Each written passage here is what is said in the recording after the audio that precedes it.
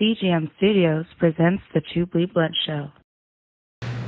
I think we can all agree that food is the centerpiece for longevity, happiness, and joy. Put your Tostinos away. Put your stuffed frozen jalapenos away and all that, man. We live. It's not a game right now, man. We live and direct. This really very high professional environment, culinary specialty. Right here, none other, Rasheed, and how I enunciate your last name, brother? Amedu. Amedu. Yes. Rasheed Amedu of Frankly, doing pop-up concepts, walking everybody through great food, a native of Chicago, a graduate of Washburn Culinary? Washburn Culinary School in Chicago, the longest lasting culinary school in Chicago thus far. And the first one in the city. Period, off top. And also a graduate of, he attended Kentucky University, and self-proclaimed dropout, but so what? We're gonna figure this life shit out. It is what it is. Definitely, man. Definitely. It's TBB. It's our city. SAC edition. Thank you for coming, brother. I told you I had to. We had to do it, man. Oh, definitely, man. We had to roll our sleeves up and do it, man. We're here now. Yeah. So, what I wanted to do with this particular piece is, we want to showcase the actual the food is the centerpiece of everything, of happiness, of vibes, and then this approach with food is something that you've embraced with these pop-up shops. Definitely. This Frankly pop-up shop was birthed at HOF Day 2017. Shout out Damien. Shout out Rose. Shout out the whole team. Rose, what up, yo?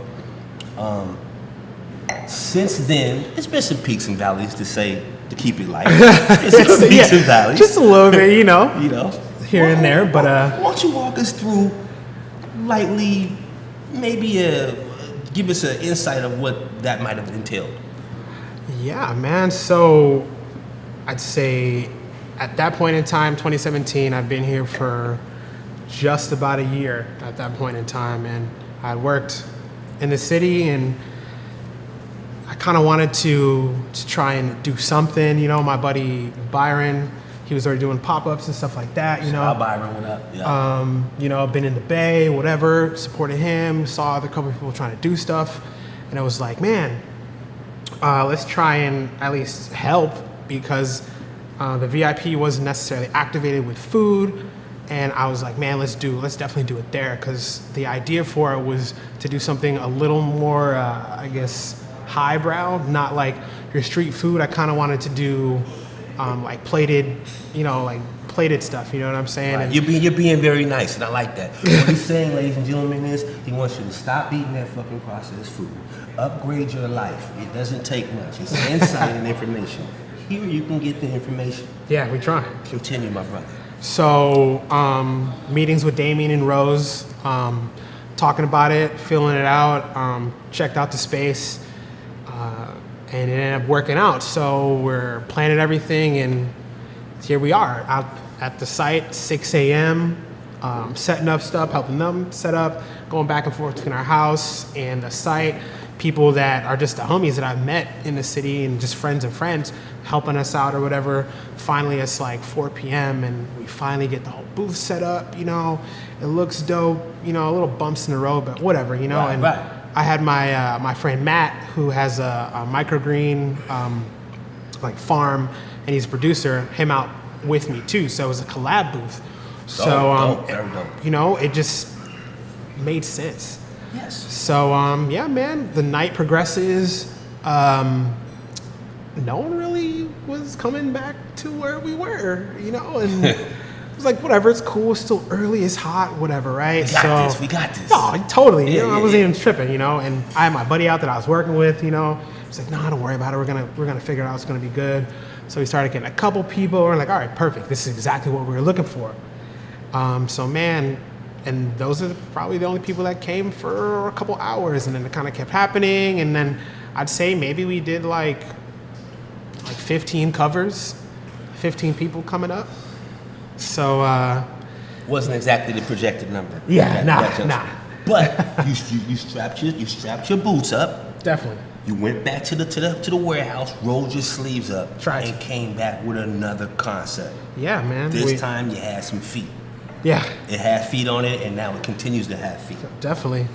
That's kind of why we named it Frankly, because it has the ability to, like you said, grow legs, and it just works, and that's kind of the food that I like to do, is just straightforward and good. I mean, you might see little things here and there, but like you'll be able to understand it. I'll be able to walk you through, it's all going to mesh with, what we collectively do, front of house versus back of house, and just the whole concept, art, music, food, everything. Right.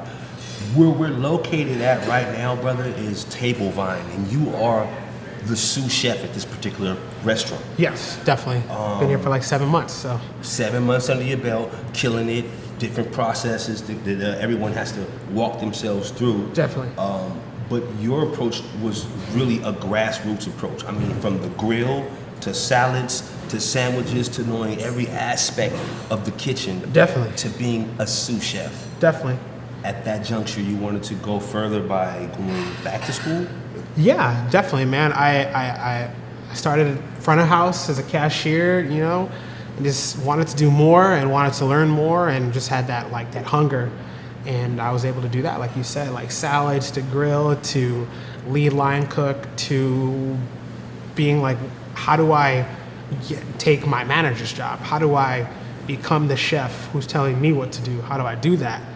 And that was kind of like a big crossroad in my life, where I was like, all right, the only way to do that and to gain that knowledge, because I don't want to go necessarily waste 2 years in the spot to learn everything. Right. To be able to do that, I was like, all right, cool, I can go to school and I can learn this. And a lot of people were naysayers and like, what do you need to go to school for? Why do you need to do that? You don't necessarily need to. You can just, you already did this. You were front of house, went back of house. Like, why do you need to do that? And I was like, because I feel like that's what I need to do. It's right here. Right. Yeah, man. It's like, a passion. And here we are. So it's definitely a passion. It definitely made sense. Well, with that being said, brother, I need to know that I want the artist to know that your plan is to walk people through hybrid approaches to food. One being the fact that you're Nigerian. You're bringing in small approaches to Nigerian cuisine within these events. Definitely. Walking people through. You mentioned something. There was a staple in Nigerian diets. I forget how I enunciated earlier. Yeah, so it's called jollof rice, and it's like it's something that your mom makes you, that they'd only make it maybe on like Easter or like after church and something like that. It's okay. It's strictly comfort food, and it's a labor of love, man. Oh wow. Okay. If someone makes it for you, they definitely love you, man. That's for what's real. Up, man. That's what's up. I mean, I love food, man. I think that the variety of disciplines within the food industry has always been intriguing. But being a young brother and also being a person who has this innovative approach with food, I just see it being like you're making it more fun and not so stagnant as just coming in and eating the food, and it's basically you're putting a highlight on the company, good friends, good wine, food. Essentially, that whole approach. A lot of cats don't know that, so we have to, as a people, walk people to. Come on, man, get up, man. You don't have to eat like that. Listen, I'm not saying you got to do all the 5-star restaurants, but you can do better. You can do better. You can eat better, and you can live better.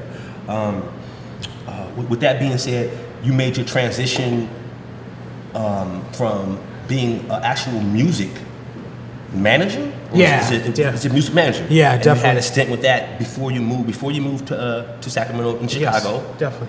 That gave you a fresh insight on how to market this food game, and through the posts that you have on social media, it gave you a lot more tools to be able to display this talent. Definitely, man. I'd say that was holy shit. The What best is this? thing. I'm sorry, man. Yeah, so that's what are we doing over here? That's jalapeno and brie, little breaded situation. The other sous chef here, Shaggy, just wanted to come correct for us. Shaggy I appreciate him. crazy. Was Shaggy the brother? Nah, Shaggy, it's a Mexican dude. The Mexican, okay. Yeah. I don't know if I met him or not, but Shaggy, you killing it, bro. Okay, then we got the walk us through what we have here. So yeah, the jalapeno and brie, some deep fried Brussels sprouts. Very, very seasonal. We're getting to the end of the season for that, so you won't be seeing that too much more. And we do a lot of we use a lot of duck in this restaurant, so we try to be they call it tail to nose or tip to tail, whatever. We use the whole animal, right? So like the whole duck, we get it for a pretty good price. It's local. We have the duck breast on our menu. We confit the thighs, so that's cooking whatever it is in fat. So duck cooked in duck fat, right? So duck confit the thighs. Use the carcass for duck stocks that we turn into soups or sauces or whatever. Or roux. Yeah, or we could do whatever, do whatever with it, right? So, and then duck tenders and, duck livers that we turn into mousse that we use for like our mousse bouches and kind of send it out to VIPs and stuff like that. So we definitely use the whole animal, and we don't like to waste anything, That is incredible, man. Just trying to like show people of color that, you don't have to necessarily eat in all these fine dining places to know food and to be able to enjoy it. Say that. It's all accessible, and that's what me and Rose, that's what we want for Frankly, and that's what we're doing, so Definitely. curating the music, curating the art, you know what I'm saying? Keep a pulse on just about every little aspect of life. I think that's fulfilling, obviously, but it's also fulfilling to see Definitely. from someone else's perspective. And speaking of perspectives, what 3 top go-tos? Now, I don't want to get you in trouble. I don't want nobody looking at you like, well, why didn't you say, man, you didn't say mine was in the top 3. You gave me the top 3 already. You can change it if you want. I ain't mad at you. No. But what's your top 3 go-to, man? In this city, Sacramento's restaurants. Y'all gotta listen if y'all want to eat with us. Definitely. So, since I've been out here, I fell in love with Thai food, and there's all these, really cool places. You got Orchid Thai, you got wherever, but my favorite, and definitely I know Rose can attest to it, and other people that I've talked to too, Tony, coconut on tea is incredible. Like, is my spot. Like, we've probably gone through the whole menu, and it's hitting, I mean, it is special. From going to, Drunken Noodles to Pad Thai to the 3 different curries they have on the menu, The curries are crazy. Like just chicken and like vegetables with brown rice. You know what I'm saying? They're killing it. And their happy hour is crazy. Their happy hours, they gotta Crazy. get more seating though. For the love of God, the coconut tea. If y'all listening on, please get some more seating. We need more seating, bruh. It's a little small, Yeah. but it is amazing food. Yeah, it's definitely, man, it's was that so your second good. one? Was that your second one or your That's the first. Okay. First one.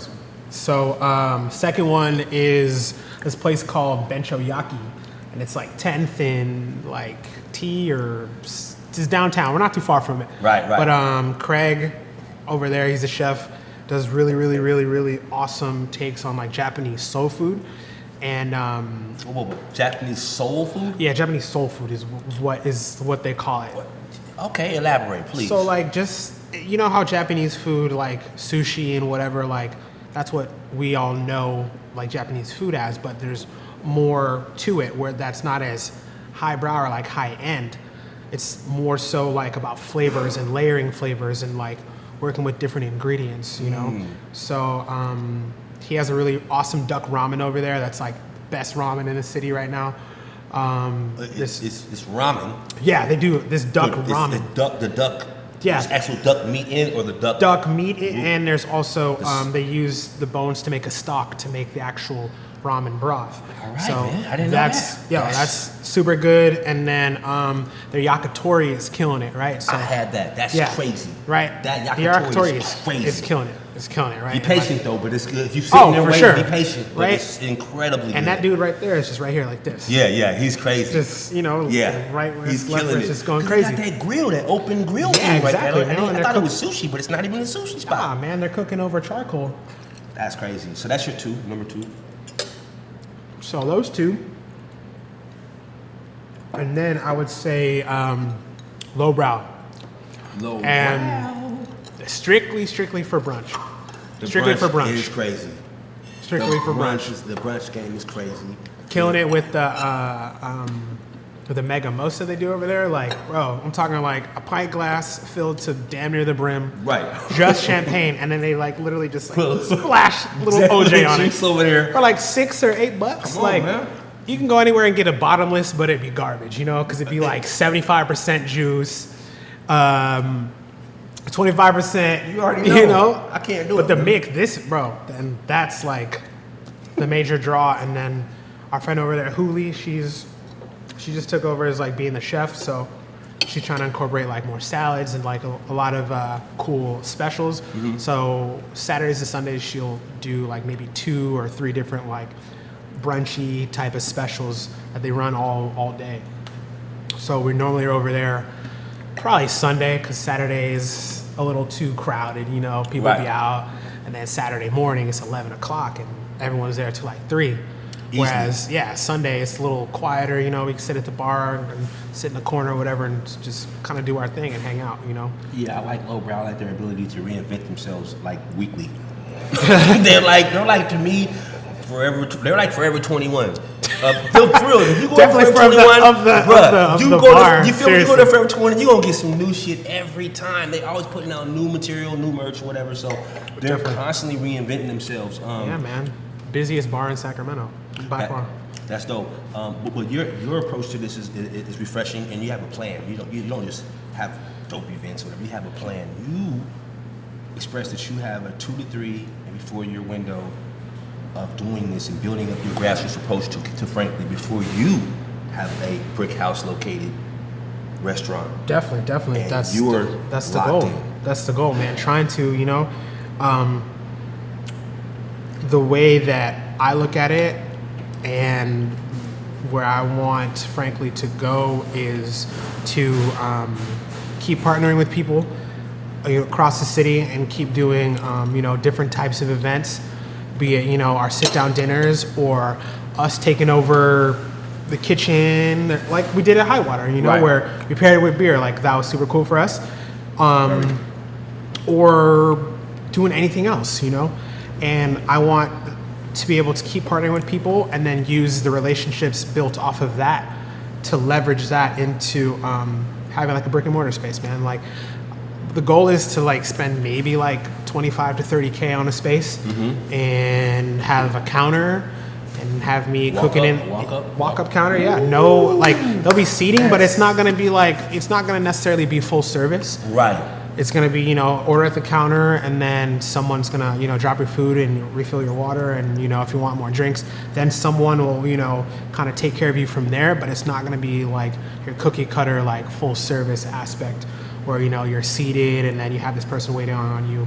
You know, you're gonna walk up, order the food. I'm gonna be always cooking because I hate places where you go and the chef is not, you know, he's not definitely consistency and is not necessarily in there. Rasheed is being very politically correct right now. Let me translate. We don't like when you're not consistent. We want that steak to be the same steak. We want those asparagus to be that same approach with asparagus. We want the slivers of Parmesan, if you will, the same approach consistently. If you're not there, teach someone else to do it. Let's keep our consistency going. Segueing into consistency. Yes. How do you curate which beers you're gonna put with what? Is it difficult? Do you like, all these cassettes has so many beers, man? Yeah, man. The How craft, do you know? craft beer scene is kind of crazy. exploded out here from my knowledge. You know, I worked front of house and I used to you know, serve beer and wine and stuff like that. So we kind of had to at least learn about it. So I have, you know, I know my way around it, but I can't take credit for it. We partner with people that are really, really good. My boy Mitch, who we work together in the morning, he's a sommelier. He's like level 3. So we got the sommelier back there. Yeah, you know. So we try to, you know. That's what's up, bro. You know, like I said, partner with people, and, you know, if I don't know, then I'm gonna try and figure it out. You know. Right. If she don't know, we're gonna figure it out. You know, it's like, it's this quest for knowledge, man, and never thinking that you know everything, because you don't and you won't. And once you stop learning, man, you might as well just hang you it know, up, bro. right? Hang it Exactly. up. Just Somebody gonna kick it come at the run crib or circles around something, right? Stay in the crib. Oh so man, I mean, you're very intuitive with the scene. Does that come along with studying a lot of people who have food personality based shows or whatnot? For instance, my favorite definitely is Anthony Bourdain. Oh yeah, I like Bourdain. Oh for sure, Definitely man. genius. Bourdain, he's killing it. He's one of those first guys to actually get a platform and then be like, pardon my reach out here, Munchie. No problem. To be like, well, fuck you, and like actually curse, you know, and like show and before that, man, like, you know, Kitchen Confidential, like that book. What? That was that Kitchen. That was the show or No, it was a show, man. It's a book. Excuse me. Okay, that's I'm what sorry, I'm talking I about. thought it was Rather, a show. I'm no, sorry. it's a book. Gosh, almost.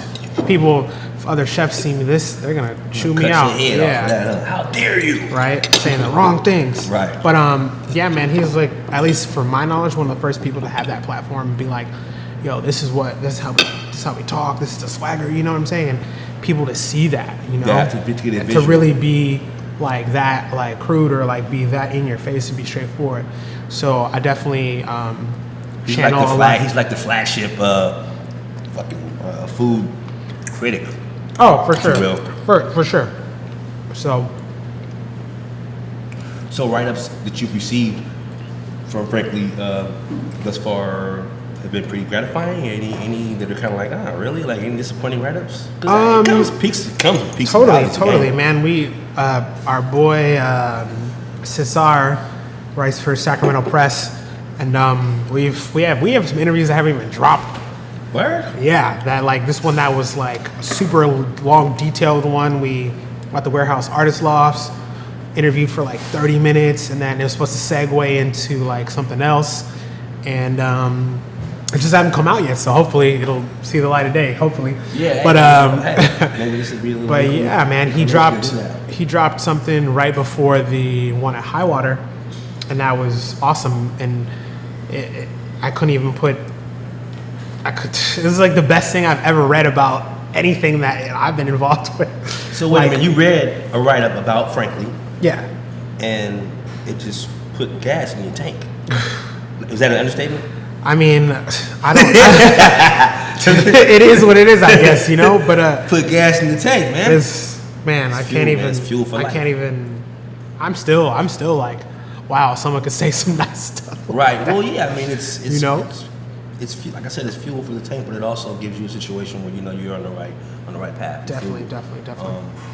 And like you said, you want to expose people of color to different approaches with cuisine and knock the whole mentality of fear out. And you ride by and might see a certain structure of a restaurant or whatnot, think you can't eat there. We got to stop that as a people. We have to eat better. We got to take care of ourselves, and we have to manifest this and make it cool again. Definitely. It has to be cool again. Yeah, and I feel like that's where food is right now. You know what I'm saying? Like a quick like Instagram search or Twitter or whatever social media platform. There's a lot of people who are just caking off of just having handles that are popular and that are, you know, and all they're doing is talking about food or like writing blogs or whatever, you know. So it's popular right now. So it's cool. It's gone through this new rebirth, and it's at a point where, you know, it's accessible to anyone. And I just want, frankly, and just even what I do in the restaurant here, or just however long the career lasts, is to show people that you can do it. You know what I'm saying? right. Like this is a path. Like as long as you're steadfast and you know you want it, you got that hunger. That's right. You can do it. So Y'all hear that? You can do it. Don't stop that, and just know that you can focus and apply yourself to anything. And what did I want to cover? Oh, I wanted to just, as a closing note, I wanted to go in to our laziness with food that's conditioned us to think that certain foods are cool to eat or whatnot, and essentially it's not. I mean, once again, I'll go into, I don't want to keep sounding like a broken record, but look, stop eating processed foods. It's not your friend. Stop eating lettuce in a bag, in a plastic bag. It's never your friend. When's the last time you had lettuce out of a plastic bag? you went to the store and you grabbed. When's the last time you did that?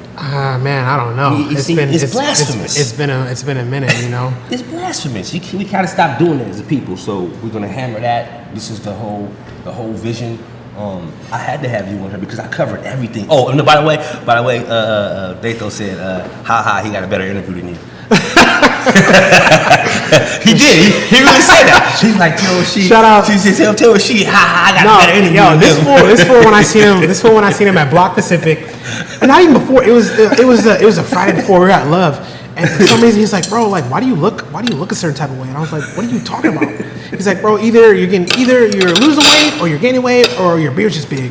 I was like, I mean, my beard got lined up, so I mean, I guess.